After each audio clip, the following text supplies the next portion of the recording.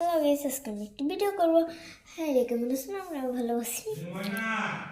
আজকে একটু সাজবো। আগে আমি চুলটি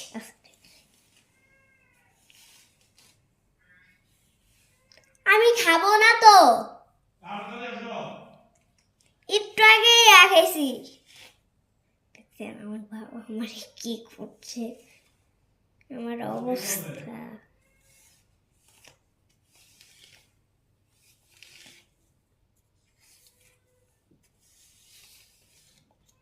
আজকে শুধু দেখতে থাকবেন আমার পুরো লুকটা কিরকম।